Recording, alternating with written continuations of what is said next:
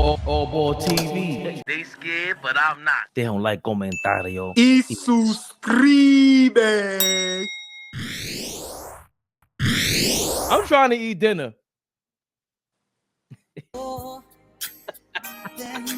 And all of a sudden, I hear my wife ask me,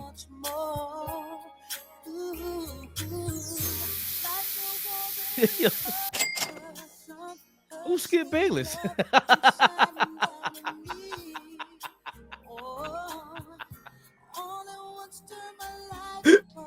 I said, oh, he's gone viral.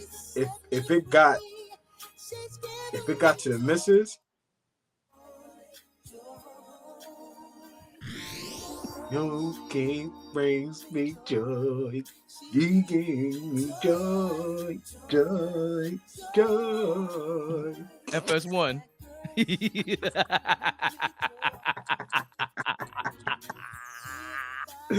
FS1, you son of a gun. Oh, listen. My God. You know what we're going to do to us, man. We need a Patreon. The members will definitely get this unedited. Listen, they do.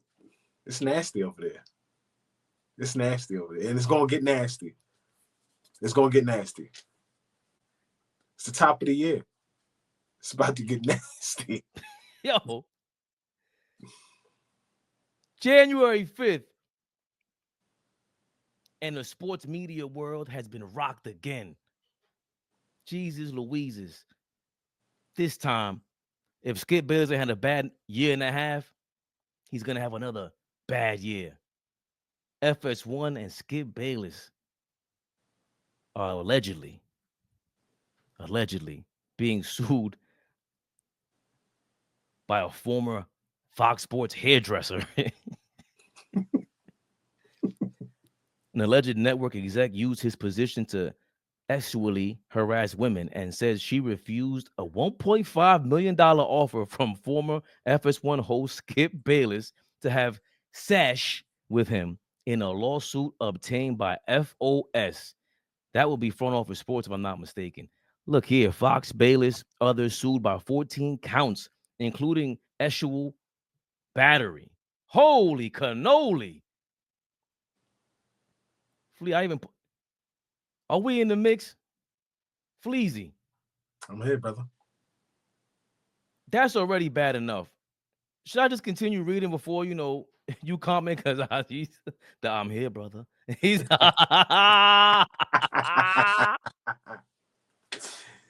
They stomped on the backs of black men all 2024.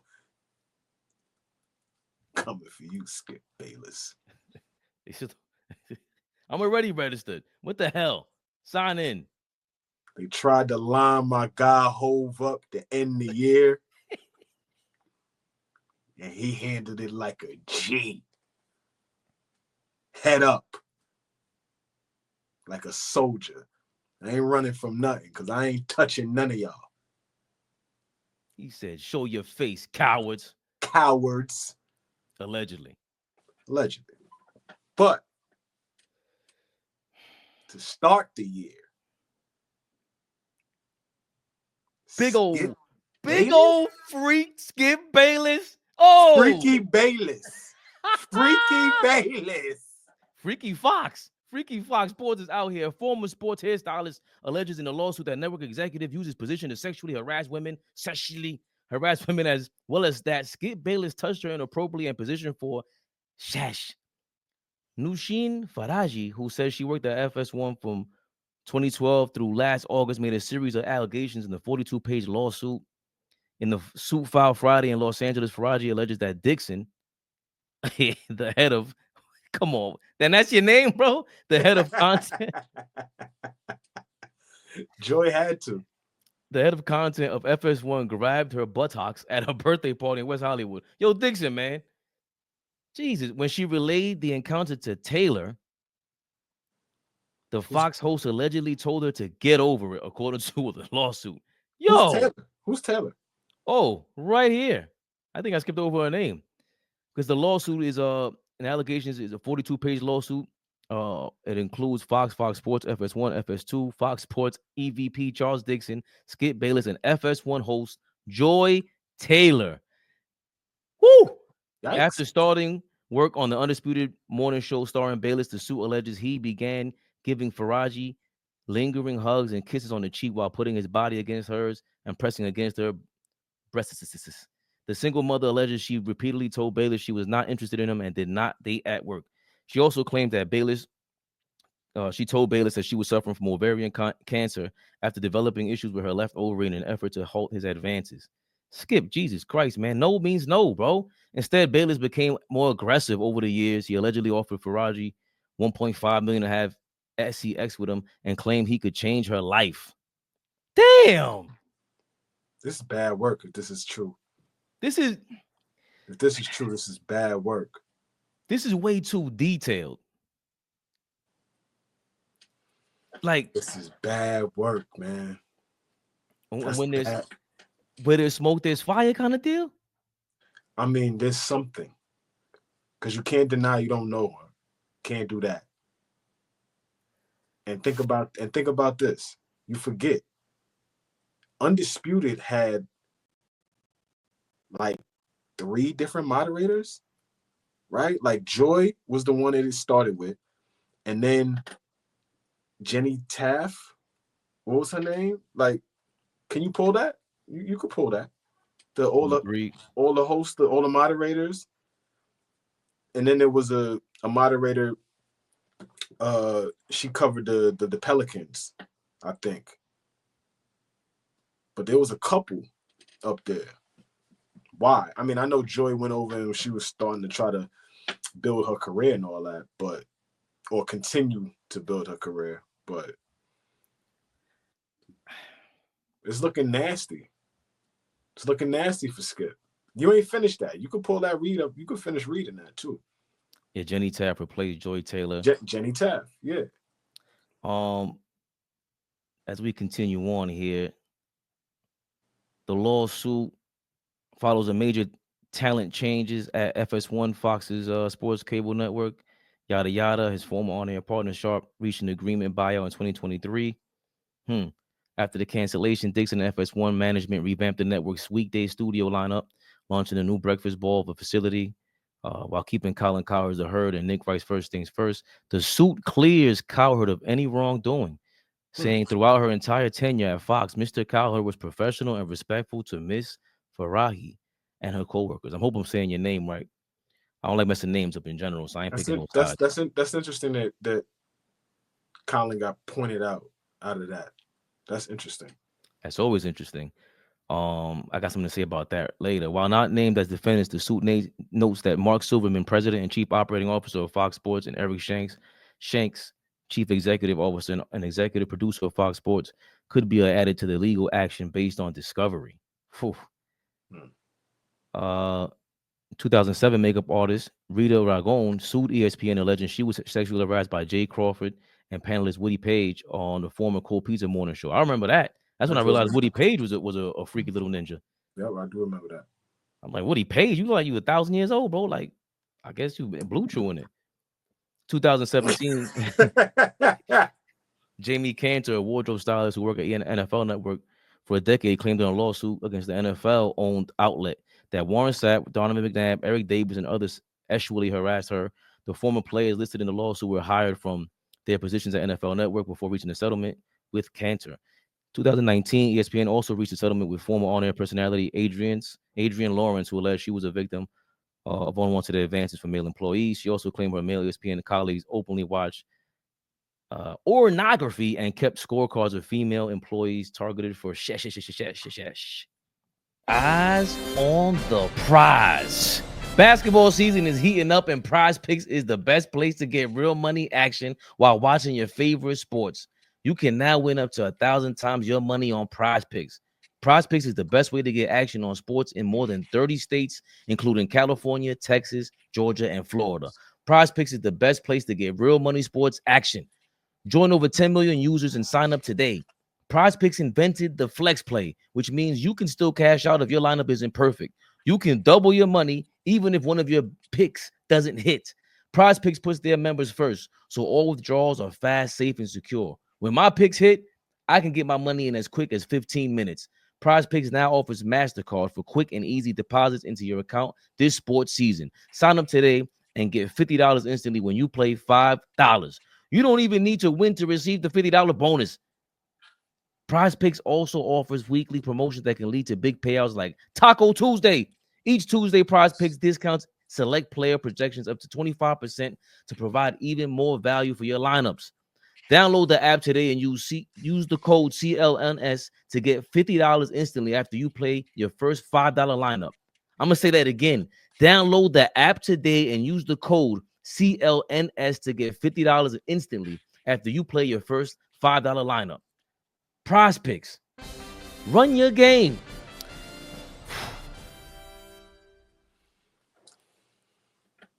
Man. I know we're going in on Skip, but Twitter is really going in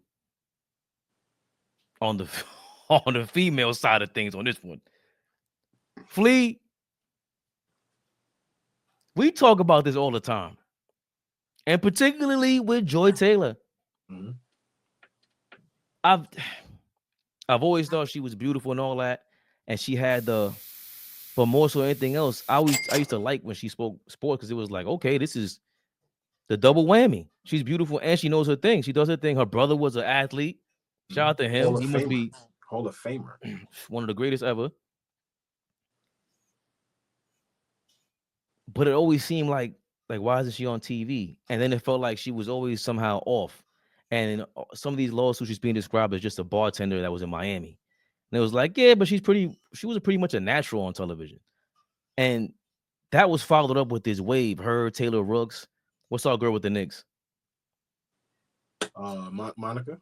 No. Monica McNutt isn't as scantily clad as them. Taylor Rooks. Taylor Rooks, you said with the Knicks? Yeah, it's a black chick with I think she's half Italian. She had like an Italian name. Nicole Marie, something like that.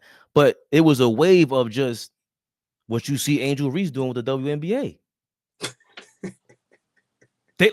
And then Joy Taylor was the one that front and center, yo, you can't let a black girl live, this, that, and the third. I'm like, first of all, your brother is definitely black.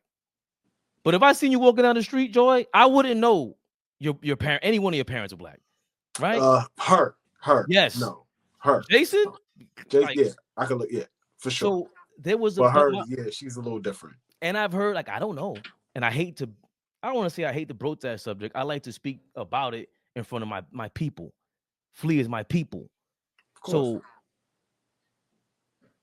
that doesn't even matter where you fall in those things. It was just the over defense of an Angel Reese. And it's like, why can't I have an opinion about Angel Reese? You have one. You come to the crazy defense of her. And now these things coming out is like, so you were banging the exec. You were banging the Emmanuel Akko, whatever his name is. Big shout out to Asha. Now, I ain't mad at you. Mm-hmm. Hold on. Big salute to Joy Taylor. Are you kidding me? You making it happen around here. That's what we need in an environment like this. What we don't need is this is true, for you to make homegirl feel uncomfortable. That's whack. If she ain't down, she ain't down. Yo, Skip, keep your hands to yourself, man. What you want? This is what happens when you just stuck in the crib with what's it? With Ernestine. Lord have mercy. I get it. That's what I was gonna get at. I was just waiting for you to finish, but I understand. Lord have mercy. Lord have mercy. Like, you're going home to that every day. God bless. And then God bless. You go home to that every day, but then you come to work and it's, you're bringing me joy. Yo. Joy. Yo, let me say something. Let me say something. People get a lot of money. People get a lot of notoriety. People get a lot of fame. People get a lot of people talking about them. And your head starts to get extremely big. Your ego goes to another level. And you start forgetting the morals, the values, the ethics, and how things work. For real. And it's nasty. It's nasty for real, bro, because that woman, whoever that woman is, God bless, I hope, you know, she's okay, just in terms of whatever traumatic experience she's went through. But to know that, allegedly, but if it is true, to know that she didn't get the support from Joy, or to even know that Skip was making advances like that. $1.5 million?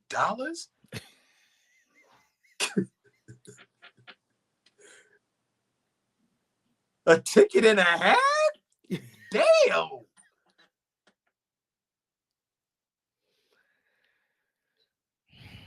$1.5 is crazy, man. Think about it, man. That's damn near 1.5. No, a ticket and a half is crazy for some cheeks. That's bonkers, bro. And she turned it down. Shout out to Rod God. Big shout out to Rod. And she turned it down. There's gonna be more that comes out of this, Fabian. I'm telling you right now. There's gonna be a lot more that comes out of this. And Joy better not be her little cocky, feisty ass and try to jump out in front and say some wow. Lawyer up and shut your mouth. Go do your job. Shit, a lawsuit like that, does she take some time off? Do they take her off the show? Because right now she's on there with Keyshawn and Paul Pierce. That's the worst person to be on TV with. Right now, she with Keyshawn and Paul Pierce. Paul Pierce needs to call her on his show, and they could really wild out and just be who you are. That's it. Stop trying to promote that everybody should live like you, Joy, because that's the part that I don't understand. I let people be themselves. You don't have to be so overly defensive. But this might be the route to her, the quote unquote independence in this industry. If whatever comes out of this, Fox will get rid of her. They'll get rid of her, and then she'll have to go the independent route. I don't understand why she hasn't already. Because I don't know if she's that captivating as an individual entity. Yeah. And she's beautiful, right? She is beautiful, but I don't know as an individual entity, can she be captivating with what she would have to say out into the world? I'm gonna tell you why. That's not a knock on her. I don't know. It is a knock, because when it's time to argue these things, it feels like when what's my guy, Shady McCoy, Crazy Work, when he's up there and they're trying to combat, let's say the Angel Reese topic, that's what makes we say it's a work to get to this point where you can have a conversation like this. Because why would I want to have a conversation with you if I feel like I'm going in circles and you're trying to yell at me and you're not trying to? I'm not saying you compromise, but I'm saying that's what Bayless' whole thing was with Shannon Sharp, bro. Once you cross that line, the audience don't want to see that. As much as they want to see the drama, it's like now you're breaking the fourth wall. Like, you really threatening me on TV. Like, it looks crazy now. So if she comes off kind of threatening, like, you better not cross that line with me because I'm a woman. And like, hold on, we're just having a conversation. Can we do that? And it doesn't feel like you can have it with her.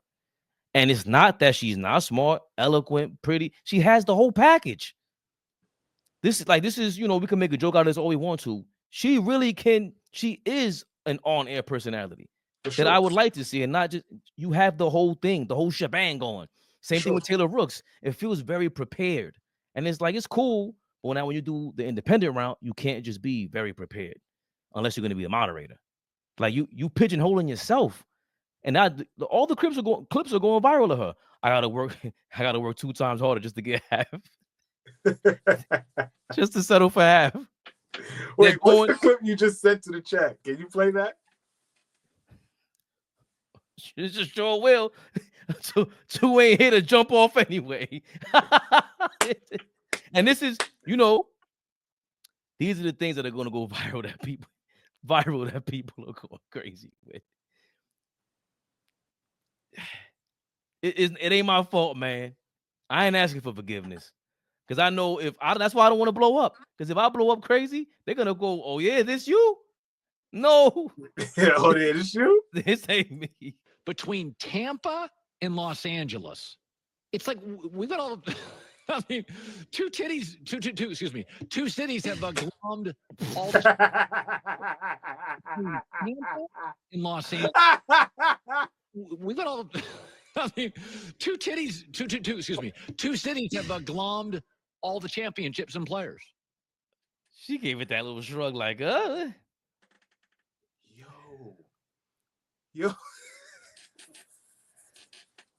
That's the same face you make, like, I gotta do what I gotta do. Listen, I ain't mad at you, Joy. I don't like that. I don't like that. That's not the example that you need to be setting. I'm sorry. But it is like we can't see. I don't know if you want to veer off. First of all, shout out Colin Cowherd for not being a part of this. I don't know if he's trying to be a part of Sabotage on FS1 and really get the volume turned up. But again, he's not getting paid so that Shannon Sharpe and they could bolster the other podcasts on the channel. It seems like Colin Cowherd is doing the right thing. As much as whether we disagree with him, agree with him, if he's boring, whatever it is, he's killing the game. And he's kind of starting separating himself by going the independent route, like you just said. And I mean, we touched that for a couple seconds if you want, because we didn't have it planned. But the whole thing with Jeff Teague is on the volume. The 520 podcast. Jeff Teague is under Shannon Sharpe. So these are two things related to Colin Cowherd and Shannon Sharpe that are on a blaze now. Jeff Teague was under fire a week ago, going crazy on Asia Wilson saying, they can't beat a. Which I understand, but both sides are supposed to feel that way, right? And that was already bad enough. And then you couple that double down, triple, quadruple down by just bringing on Charleston White, and it just felt like, that was weird to me. I didn't understand the angle on even why. And I mean, again, maybe they have a different vision for their platform and what they're trying to do, but that looked like, trying to get a moment. And I don't respect those moves, because what have I ever listened to Charleston White and he said some shit that makes me say that was profound? Yes. But do I often listen and look at him and say he's a goddamn fool? I do that more often than I do say, damn, that was excellent. I don't do that very often. So I don't understand the angle on even why you wanted to have him up there.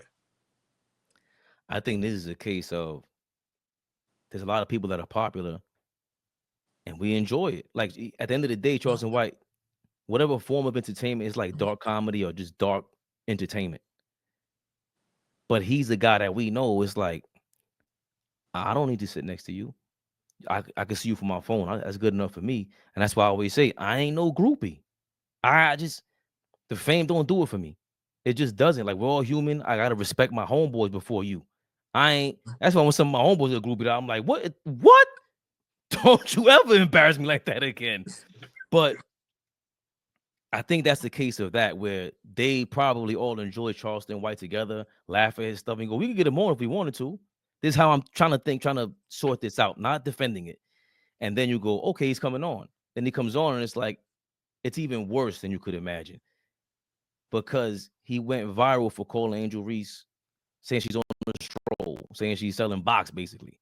And to me, it's like, we say it in a way where it's, you don't look any different than the OnlyFans and the Instagram models and all that. Okay. Same thing I said how Joy Taylor did for the co-host on Fox and everything.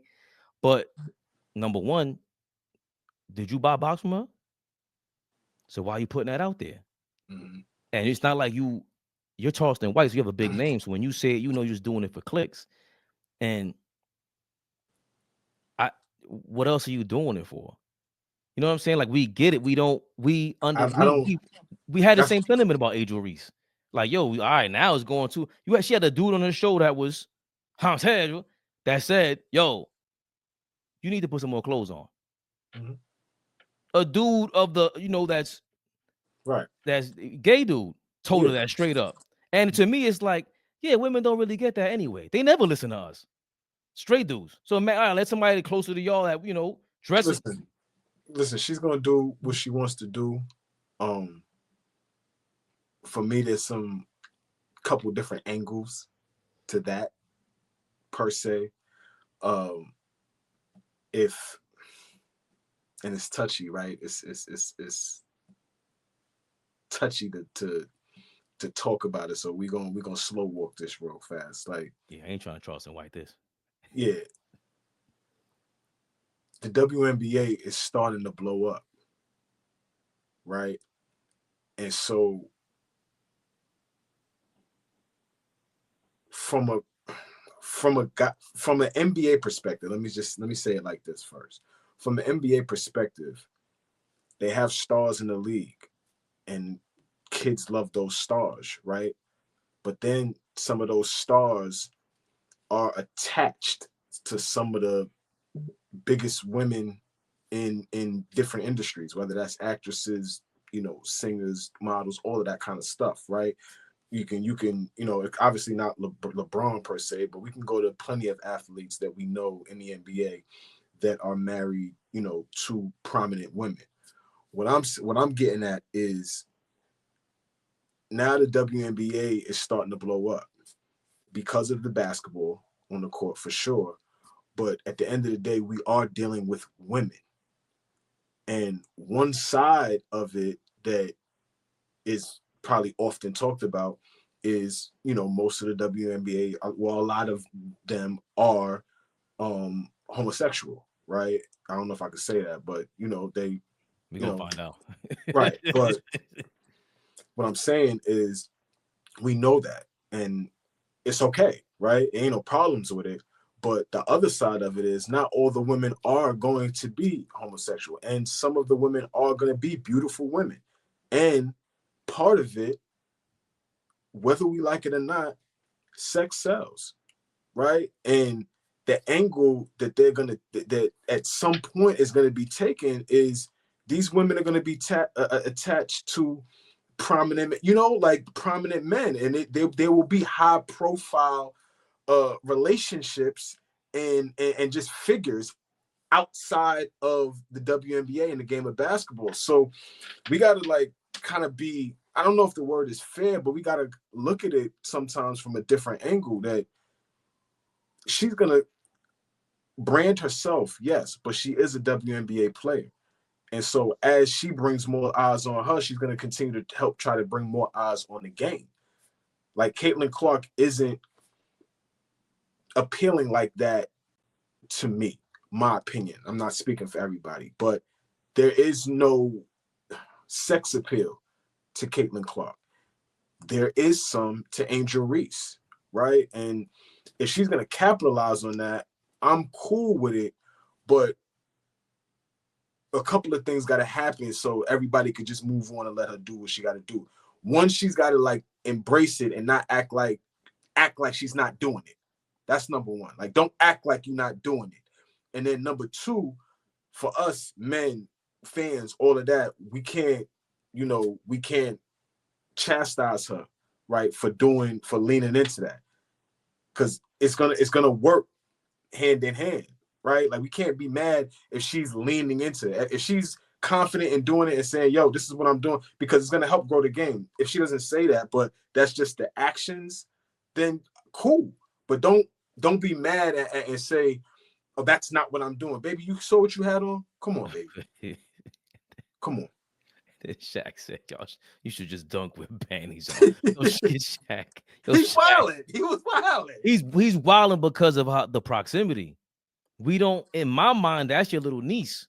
Right. I ain't talking to my niece like that. Not like that and not on camera. That advice would be like, yo, not for nothing. You're a very attractive girl. If this is the route, it is an option. And that's not for the camera. Number one. Number two. Say it differently. You could deliver that different. I was trying to deliver it you could deliver it in a certain way. If we are gonna do this, let's do it classy, let's do it right, let's lean into it, and and let's make the money we can. Charleston White ain't gonna say it any other way, but how? Of course. So that's not surprising. But Jeff Teague got to get he got to get clapped at because you co-sign that. That's just, it didn't even look like this. It's not on brand. And then there's no reason for him to even be up there. Nah, he's not a basketball guy. And that's my biggest disappointment with all these guys when they get mad at us. And it's the Kwame Browns of the world, the Draymonds of the world. Draymond's starting to talk more basketball, but when you don't talk basketball, it's like, so what do you have this for? Because to me, the whole appeal of your celebrity, Elliott Wilson, that's what my problem is with it. If you have that much of a celebrity already and you bringing all these people to the game, to your game, and to teach the game, teach the game. Teach the game, because it's only your point of view. I'm the only one that watches Tim Legler. Nobody talks about Tim Legler. Well, people be talking about, shout out to Dom Driver, but y'all don't watch them. I'm watching them because it's just like, hold on, I want to learn the game real quick. I know what to come for with them. But with Jeff Teague and them, it's almost all entertainment, and then you went all the way left. You found the third rail. But going back to Angel Reese real quick, is I do find it interesting how Beyonce could wear the same thing as Megan Thee Stallion, the same exact outfit. And I think it's all perception of how Beyonce introduced herself for this moment. Married, kids, everything. You can't even think. I think of Jay-Z when I think of her now. I think of her kids when I think of her now. And with Megan Thee Stallion, it's like, oh, she's 25 years old. Yeah. Hell yeah. It's fun. And there's a bunch of other rumors that surround Megan Thee Stallion. And with Angel Reese, this is what's, you young. You look like the college girl that came out and she left to go to school, came back. Oh, you grew up. Yeah, you proud of it. Happy. I ain't mad at you. We've seen this movie before. But now you got to start dialing it back because you're going to learn how much sexier more is. More of less. More of more. The more of less you have on, it's just like, yeah, we've seen that show already. Now you got to front on us because you already got it. You already got it. Little mama got it, man. It is what it is. I can't be mad at you. You're changing. She single-handedly changed, like you said, revolutionized the face of the league in terms of we ain't got to look at this and expect that I can't like one of y'all. Because let's just call a spade, even with women's tennis. I watch, if tennis is on, if man or woman, I'm watching. Tennis is dope, so it ain't about athleticism. It ain't about, they both are skilled. But and the women, if they cute, you see it. Serena was out here bananas. Mm-hmm. Changed the game single-handedly. Mm-hmm. Oh, yeah, I'm watching. I was 15, she was 15. I was watching. My mom was like, why you rooting for her? Like, you know why I'm rooting for her. Jesus Christ. Going crazy at the U.S. Open in Queens. Come on, man, against Martina Hingis. I remember. Yes, 99. Stop playing with me, Flea. Yeah. So there's a way to do it, and it's tough. And the being the sexy thing, it does come with something. And I don't really know. Some people could pull it off, some people can't. It's a dirty game, and when you slip too much, it's tough. It's tough. It's tough. Like it's hard. It's hard. So I do wish her well. I do. I want her to continue to blow up and do her thing. If you're blatantly doing something, don't act like you're not doing it. Who you think you're fooling? Just keep it a buck. That's all. Just keep it real with me, honey. Yeah. Yo, single flea's a different level. Speaking of my boy, Sir Charles, we love you, then we hate you, then we love you again. Charlie. Jesus Christ. Charlie Barkley. Another elder statesman in the basketball community, flaming baby JJ again. JJ Redick.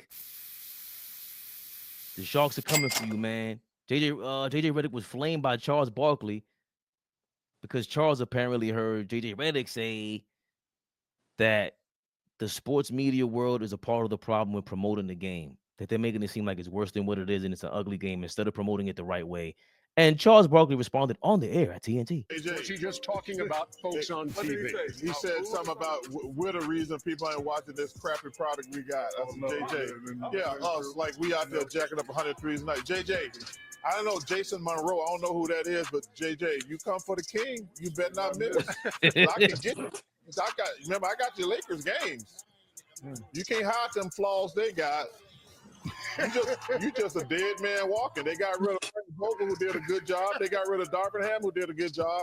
But you came out there thinking you were going to change things with that same ugly girl you went on a date with. 64-51 was your halftime score. As we get back to the highlights, and Rudy Gobert. No, he came in there thinking, I can make this thing work. Hell, you can. 77, Put the makeup on that pig. Man, the Lakers are pig. The Lakers stink, man. Oh, man, okay. Come on, man. Tatum, by the way, has 37. All right, the Lakers stink. They're 20-14 now, by the way. They're 6 games above 500, way better than what Darvingham did last year.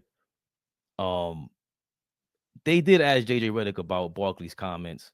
They did. And yeah, let's see what he had to say.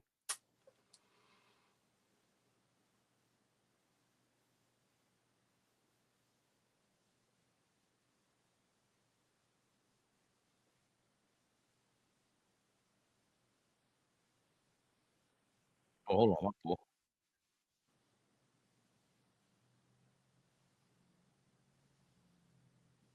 Years. I don't know why.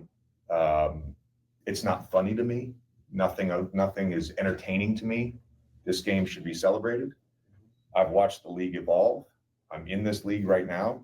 The league is more talented and not just raw talent. The league is more talented and skilled than it was 18 years ago when I was drafted. That's a fact. There are more players that are excellent. There are more teams that are excellent. We don't have anybody that's willing to step up to the fact that this is an awesome game and we should talk about it and celebrate it in a positive way. So JJ responded by saying that somebody texted him the clip of Barkley talking about him, and JJ just didn't even finish it. He was like, "Yeah, I got some more words about that, but I'm like, I don't even have any thought to it." And like with the same fashion that got him flamed by Jerry West,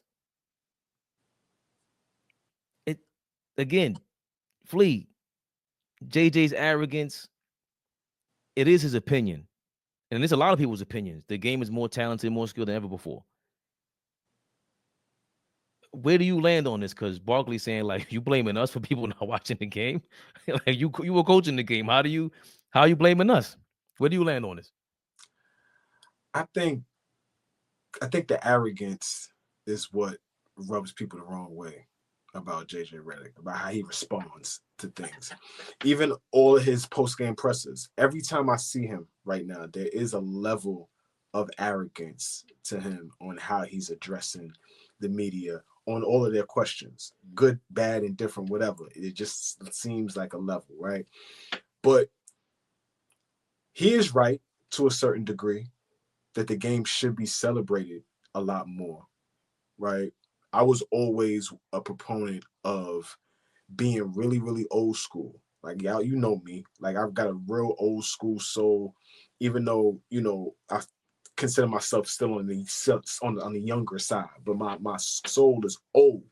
And, I love old school basketball. And, like I said, I've read books, grew up, all that. So I love the old game.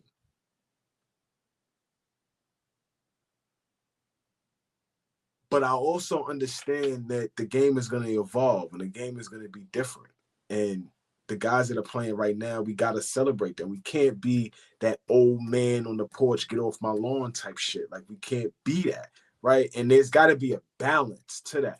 I like when some of the old school guys and the older guys interact with the younger generation and the interaction looks like seamless. I like that. I remember when T-Mac was working out Jaylen Brown, and they was working, early in Jaylen Brown's first couple of years. You remember that? Jaylen Brown was working out with T-Mac, and they was, building a relationship.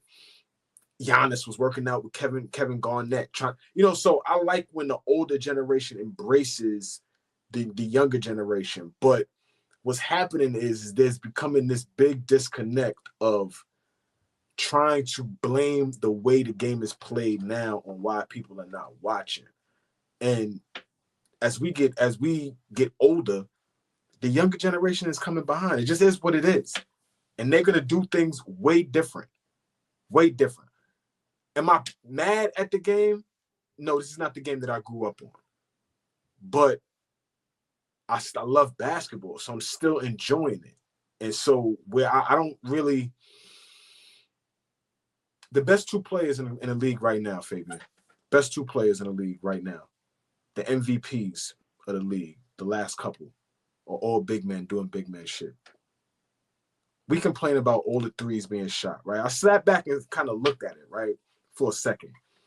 All the best players in the league right now are not just 3-point shooters. You have a lot more guys on your team that create space that can hit shots. But the best players in the league to this day are still the ones that get buckets in the mid-range. They're still ones that have great footwork, that have a post game, that know how to draw fouls, get to the line, have a great IQ, could pass, all that type of shit. They're not just sole 3-point shooters. So there's got to be a balance. So I don't even know who I really side with, because there is a part of this game right now that is so undisciplined. And JJ needs to be honest about that. As talented as the league is, they are not as disciplined as what we grew up on or what you came in with, JJ. It's just not. The same approach, the same focus is not there from these athletes today, because they are so immensely talented that they think, I don't need to be. I'm one of them. I think you hit something on the nose. The 2 things that was so crazy right now that I don't think we're all thinking about, and it's right in front of our face, and we all admit the ratings are down. And there's no way Amazon and these guys paid that much money to the NBA to let this thing go down the drain. They're definitely going to put marketing dollars behind this. ESPN or whoever's going to show inside the NBA. So number one, the first thing I thought of was, if you think TNT and the media is the problem, well, let's just take Shaq off inside the NBA, because we don't need him on there. Now you go replace him with somebody that can challenge Charles Barkley from this generation. That's still going to make it fun for us, because that's the part that we're overlooking. That inside the NBA is still the best show in sports, not football, not baseball, in sports. And Barkley's the man at that. I don't want to watch him on anything else, by the way. And that's okay. But JJ Redick couldn't go inside the NBA studios and make it. Maybe he could, actually, because he does have a personality. He's the guy that's missing in sports media, in my opinion. That's why I do like JJ Redick. Yeah, he is arrogant, but you need that level of, you got to have that to make it through Duke, make it in the NBA for that long. And whatever kind of success he had, whatever kind of success people don't deem he has, to translate that to the media world and then remain like, oh shit, I'm a Lakers coach now. You can't do that without JJ's arrogance, that ingredient. But also, he's a super personality that I've seen be funny on First Take and take jokes. So maybe that is the ingredient they're missing on Inside the NBA, is the JJ Redick on there, because you do need someone to defend this era. I agree with JJ Redick on that part, but neither one of them denied that the ratings are messed up. And this style of play is partially due to that. And Barkley has always been consistent about this style of play, including to the point you always bring up. He's always hated the Warriors shooting like that. And he thought they wouldn't win a championship shooting like that. They'll never win. I remember quotes from him. No, you can't win a championship living and dying by the 3. And they did it. And they did it. And that was literally 10 years, over a decade ago. Mm-hmm. So, and the other thing that you just hit on that is bananas and nobody's even talking about, which brings me back to a point from a couple episodes ago. It's only Joker and Giannis up for the MVP, basically. And SGA might sneak in there, but SGA, we know, until he wins a championship and goes through this McDonald's Gatorade commercial run, that John Morant could just, he snaps his finger, he could actually achieve superstardom, Allen Iverson, those guys. SGA isn't quite that. He would have to win to get that, and I don't know if he would get it since he is Canadian. But when the big men were dominating in the MVP race, the NBA wasn't cared about either. When Shaq was doing it, when Tim Duncan, it was like ratings dropped. When it was Mike versus Barkley, when they were in the mix for MVP race, Isaiah Thomas, Magic, we were watching. And now we do have a lot of players like that, but they don't have a chance at MVP. And partially because, like you said, y'all playing so much alike that it's a turnoff. We're going through the ups and downs of it. I did not think about that. What's that? Because, but you could say, oh yeah, but Mike early through the 90s. Yeah, that's a great point. You made the point. But you expounded on it because you were saying that, comparing it to when the big man era was huge and the bigs were winning MVPs and things like that, how popular was the league then? I mean, 94, 95, Olajuwon and David Robinson won MVP. I would be curious to know what were the ratings like? That's a great question. What were the ratings like when Michael Jordan left? That the first time. It definitely dropped. Because that would lend to your argument, you know, to both our points, really. The retirement of Michael Jordan set in motion a decline in NBA ratings which continued for several years. Ratings for the 99 finals were down significantly from the previous year from 18.7 to an 11.3. That's 98. 99, 2000. Oh, they got back over here. 94. Mike Fratello. Big shout out to Czar. The Czar. Mike Fratello. He was a character on TV too. He was. Even though he was like whatever, but it was still like we know he's a character. We should be like, whatever. Fratello in the call, but the 93 finals were Michael Jordan's last before his retirement. The Rockets would take the next two consecutively. Jordan's first game back in March 19th between the Bulls and Pacers scored a 10.9 rating for NBC, the highest rated regular season NBA game of all time. God damn. I remember that. I watched that game. I was at my aunt Carmen's house when I saw that when Jordan came back on the Pacers. I was in the basement of my pop's crib. So the 93 finals were Michael Jordan's last before his retirement. The Rockets would take the next two consecutively. The ratings for those next two finals decreased, but still had above average views. And the 95 finals even came to within 0.3 rating points to the 92 finals, which featured Shaq and making the finals with the Orlando Magic and was swept by the Rockets. So they were very close to the 92 finals. In the 95 finals was very close to the 92 finals. So there was something. I guess we're wrong. Yeah, well, I mean, I guess we could say that the game was still they were still watching. Well, Shaq, who did they say? Shaq. Right. Who's a Shaq? Right. And Shaq and Olajuwon with he's that was competition because that's different than Shaq. That's different than Shaq in 99, which the ratings dropped because over here, Jordan's first game back, they have the highest rated regular season game of all time with against the Indiana Pacers. And then the game one of the 96 finals between the Bulls and the Supersonics, that had a 16.8 rating and a 31 share of NBC. Game one was viewed in a then record 16 million homes on June 16, 96. Game 6 of the NBA Finals drew an 18.8 rating and a 35 share. The 6 games of the 1996 NBA Finals averaged a 16.7 rating, which ranked second all time behind the 93 Finals. So Jordan was just going bananas. So part of this is Michael Jordan, and he had TV in the bag. We know that. For sure. And landed the Giants and everything. But again, there is no Michael Jordan today. So SG is potentially that skill-wise, but superstardom is just lacking. And yeah, they can't complain about the league being just a 3-point shooting league when the best players in the league all get it in the mid-range. Right. Like all of them get it in the mid-range, on the mid-post. You know, they have the ability to shoot the three. That's just an elevated art now because, and let's be fair. This is all happening through the era of Steph Curry. Right? It's happening, it's advanced and it's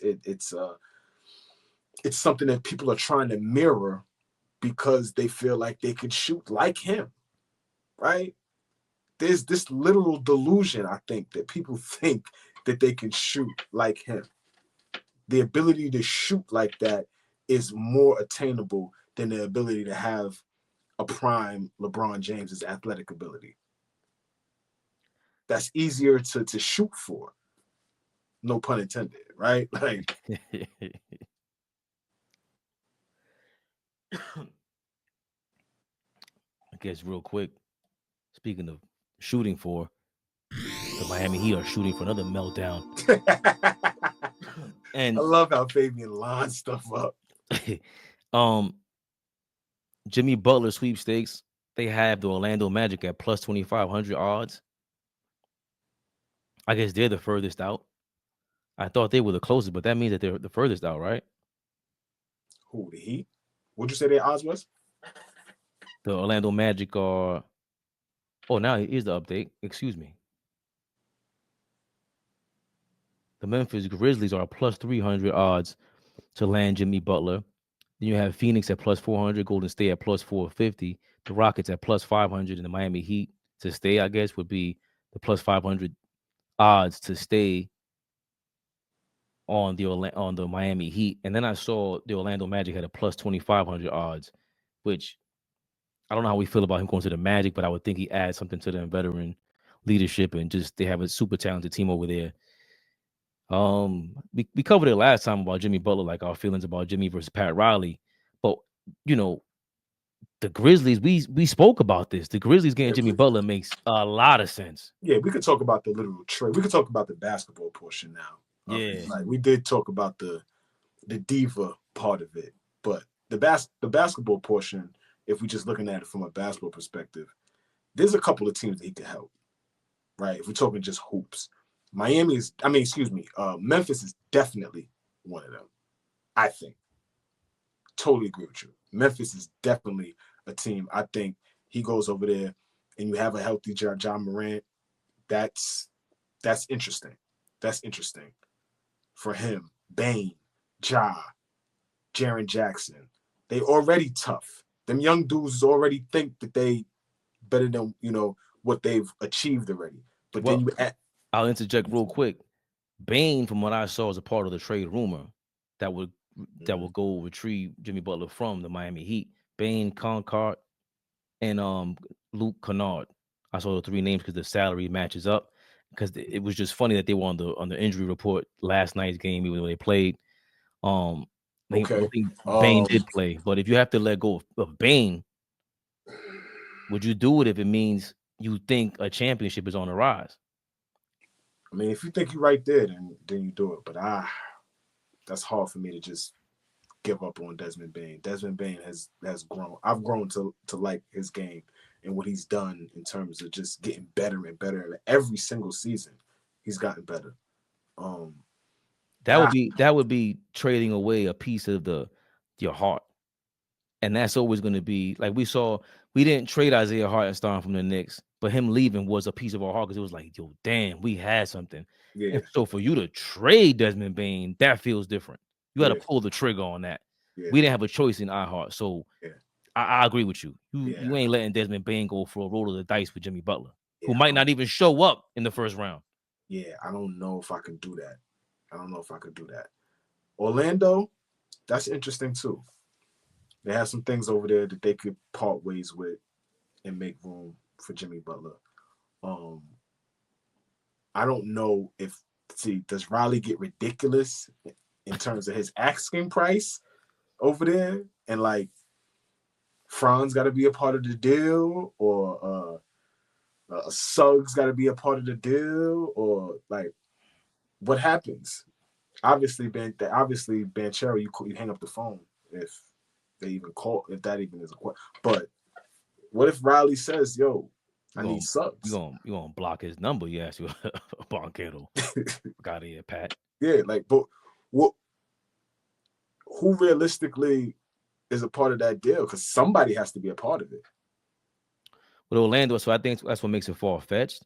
But the other team on it, because the Phoenix Suns, they're in shambles. Like we make fun of the Lakers, but the Lakers are above 500, 6 games above 500. Phoenix just lost 4 in a row. They done lost 7 out of their 8 last games. He might send them over there just cause, like, all right, you want to go? But they don't have anything that you want. Like you don't want Bradley Beal. What do you want from them? Kevin Durant?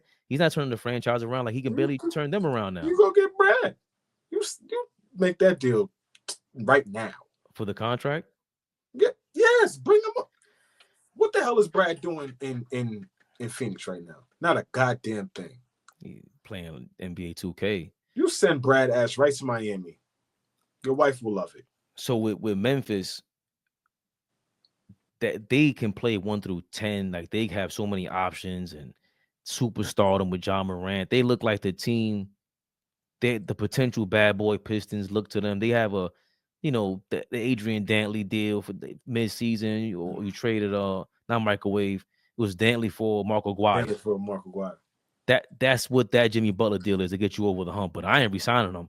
And the other team that makes a lot of sense to me that is missing a star, that is in the mix, that plays tough at home. We just spoke about them a couple minutes ago. The Houston Rockets is not a bad look. Houston Rockets is not a bad look for one season. Ime Udoka, you're not playing with him. He might fight you. I like that. He might fight you, Jimmy Butler. You ain't talking to him any kind of way. What are you willing to give up for that? Where does that deal start? Does the deal start at like something like a Brooks, Jabari Smith, and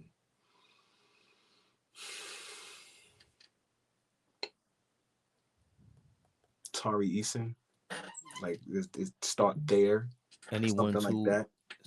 Some of that combination, somewhere in there.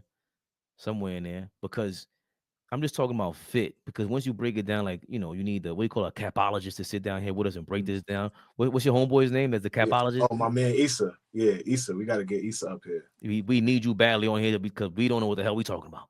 Yeah. So he understands that how that money works. He's great with that. We'll share your screen up here. Like, you pull up your numbers. Yeah. But in terms of fit and getting over the hump to the next round, because I don't expect them to win a championship with Jimmy Butler. But we never know if they reach the chip because of the 2 finals appearances and 3 conference finals appearances and 1 shot away from making 3 finals appearances with the Miami Heat. Jimmy Butler does have some, one thing I always don't overlook is the basketball gods thing has become a joke, but sometimes it's real. Like it's real. Some people have been blessed by the gods, man. And Jimmy Butler, as annoying as he is, as lacking integrity in a lot of ways that we feel, if he does have that bit of luck to him, why not? Why not? And you also can't pay for experience. The Celtics, how much experience have they had from Jason Tatum's inception of his career? Jaylen Brown's the inception of their career. Drama with Kyrie Irving around. Okay, they earned their tuition, as we say. They paid their tuition early. Yeah. A lot of these guys will make it to the playoffs. They made it to the conference finals early on. You can't pay for that. And maybe you do with a trade, you get Jimmy Butler over there. And then the other scary team that scares me about anybody is the Oklahoma City Thunder. And I'm not saying they're going to go get Jimmy Butler, but what's stopping them from here you go, here's 3 draft picks. We'll take Jimmy on because we need I'm just saying, we need a veteran for this season that could close this out. And just because we feel like it. Because the other guy, we talk about this off the air. And I don't want to, we could veer off for a couple seconds. We heard the rumor that the Dallas Mavericks were interested in Herb Jones. And I almost flipped the table over. You went nuts. But once you hear that, there's no way Sam Presti's not sitting there going, oh, y'all beat us last year? I'm going to make sure we kick y'all ass for the rest of my entire living here in Oklahoma City. You ain't getting Herb Jones. We'll make sure he goes to another team or we get him, and then we become just flat out dominant. Just OKC's in position to do whatever the hell they feel like it. They go get Herb Jones, man. Lord have mercy. And what we just spoke about, we might need a super team. Everybody keeps talking, the NBA keep talking that bullshit. No, y'all just want a super team to be created by the general managers and don't let these players make their own super team. Right. Right. Because that doesn't create a super team. Herb Jones over there. That is a super. See, I hate when y'all do that. That's a super duper team. Chet Holmgren, Herb Jones, SGA, Sam Caruso, Alex Caruso, Lou Dort, the summer my bitch, Lou Dort, J Dub. Dog, how are you getting Pat? That's a super team. That's a super. You have to give up something, Fabian. You can't get Herb Jones for nothing. What are you giving up? If I offer you 10 draft picks for Herb Jones because it's worth it, David Griffin is going to have to get players back for that. He's going to have to get players back for that to match the salary. Yeah, that starts. A Herb Jones trade probably starts somewhere like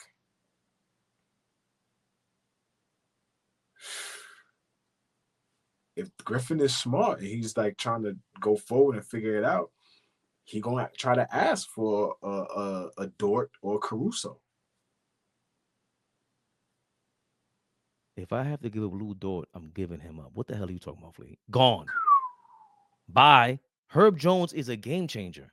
That's different. And then you have Chet Holmgren there. First team all defense. How much work does SGA, Caruso, not Wiggins, who's the other guy?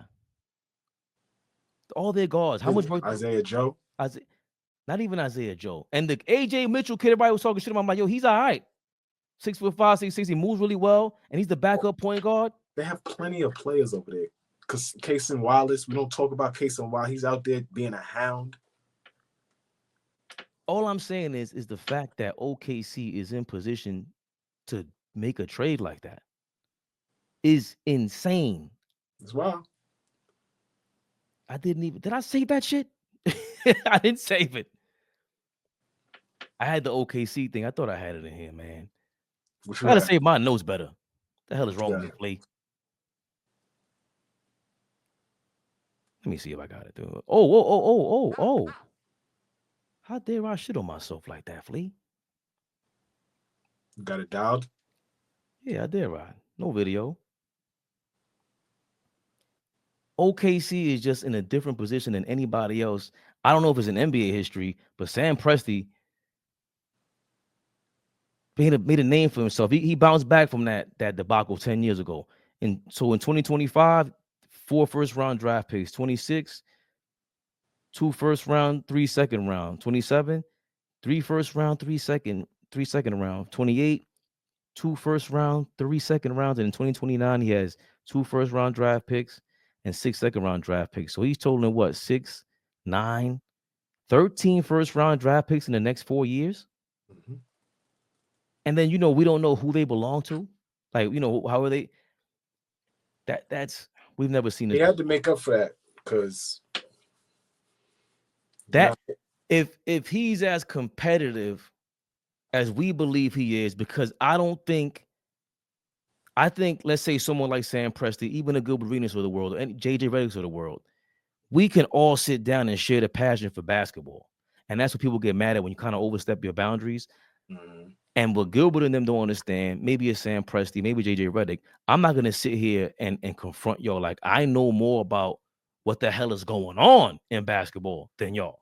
Because the way they could break down some random player from Santa Barbara, never heard of him, right? That's where AJ Mitchell is from. How the fuck did you draft AJ Mitchell and he just fits right in? Same thing with the Grizzlies. Y'all just got all these players that fit your system. Something amazing is going on in Memphis and with the Oklahoma City Thunder, and you have to salute that. And I would love to speak to Taylor Jenkins, the coach. I think the owner is Pear.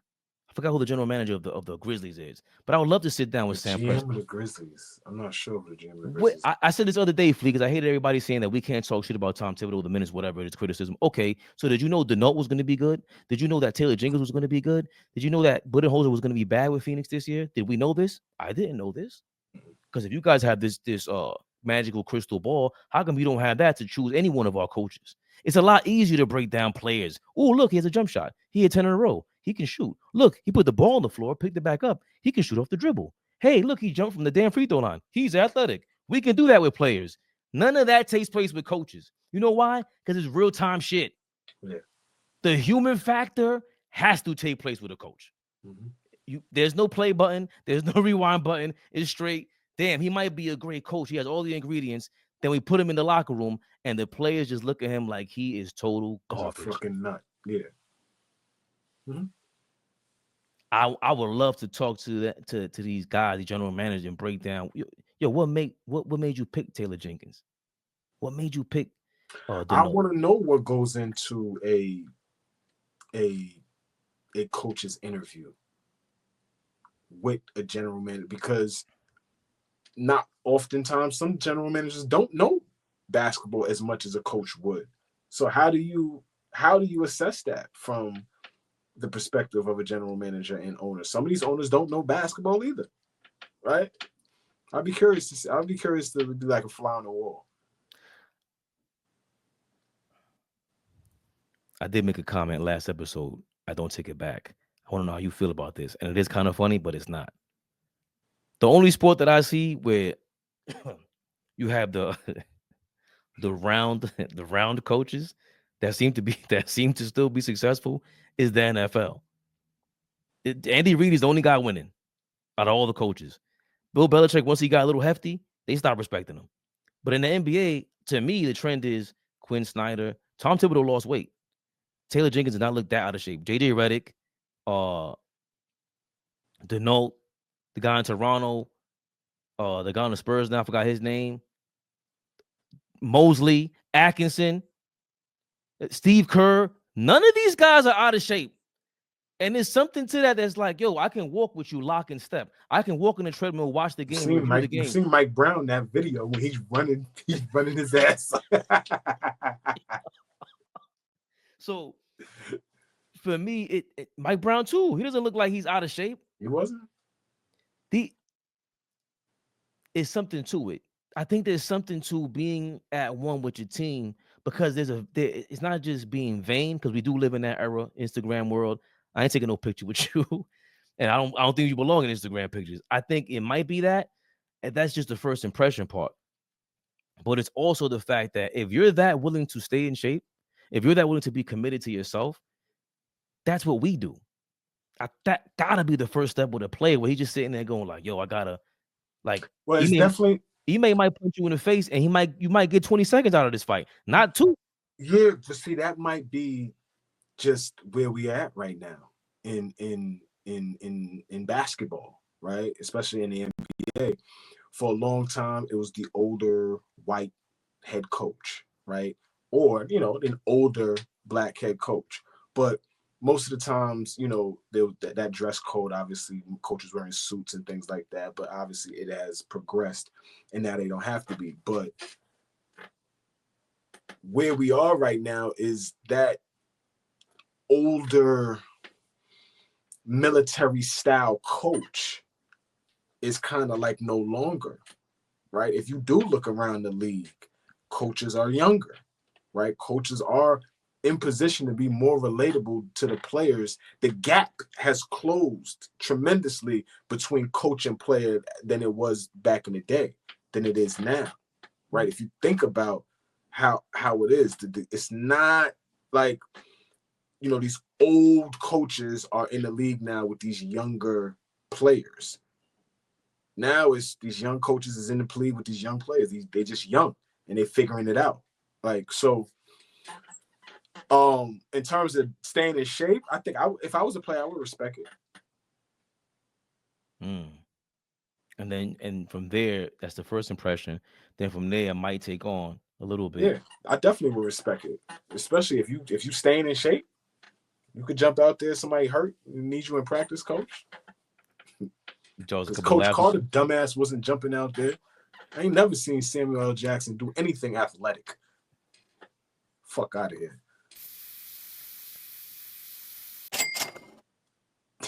He wasn't. You know who that We live. Big Flea. Never the little one. You know what?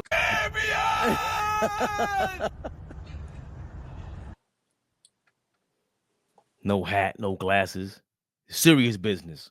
Serious business. AllBall TV, Knicks Rehab, almost damn near every day after every game. AllBall Reaction. AllBall, a.k.a. Bruce Wayne. He's out there fighting crime. I love that.